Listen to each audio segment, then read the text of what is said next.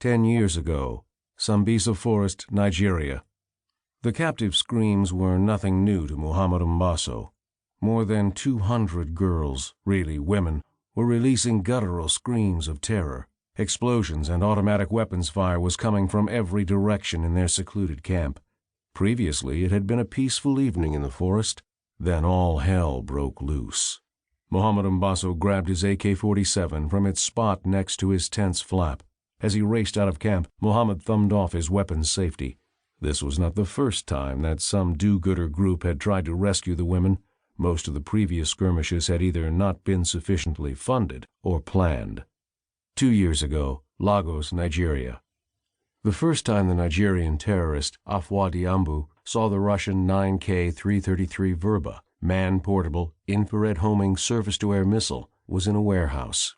Now, with the weapon loaded and ready to fire, Afua walked between the split windshield of his boat up to the bow that was tied off to the rocks. Placing the heavy weapon on his shoulder, the jihadi stepped out onto the driest rock he could find. It was less than a mile away, with only a blue strip of water separating him from the outbound flights. Less than 30 seconds later, a large commercial jet left the runway. It was going to fly directly over Afua's position on the jetty. Placing the sight on the plane's soft, shiny underbelly, he tracked the plane. The plane was lined up and positioned dead center in the surface-to-air missile sights. The launcher was resting comfortably on Afua's shoulder. The jihadi waited until the plane was almost directly overhead. He thought he should say something before pulling the trigger, something meaningful. He knew that his Boko Haram brothers would say something like, Allah Akbar, which meant God is great, but all that came out of Afua's mouth were 2 words under his breath. Don't miss. And he pulled the trigger. The White House, Oval Office, Washington, D.C. There had been some prior history between the president and Marshal Hail. They were defiantly codependent. Hail absolutely needed the help of the president to continue tracking down and eliminating all the terrorists on the FBI's top 10 terrorists list, and the president needed Hail for several reasons, not nearly as straightforward.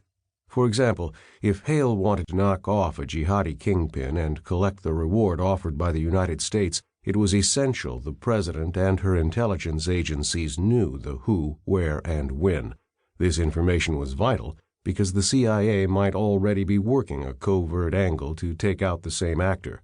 Sharing information should prevent the debacle that occurred in Hail's sanctioned mission dubbed Operation Hailstorm.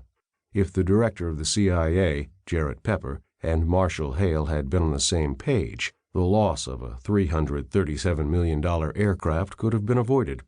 The second reason the president needed Hail was the superiority of the technology he possessed. It was far better than anything the United States could get their hands on.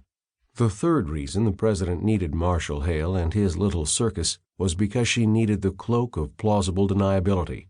With that said, the president continued, Mr. Hail is interested in having us provide him with information that will lead to the demise of another valued target on our top 10 terrorists list. Do we know the whereabouts of another terrorist? The president asked.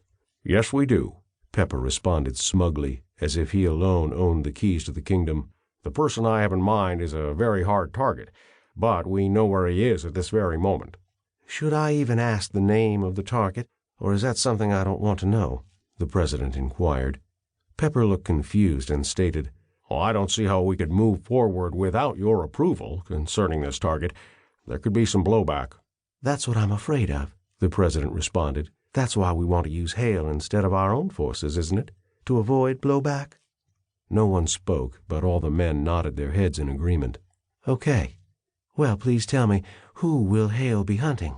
Without hesitation, Pepper responded, Afua Diambu.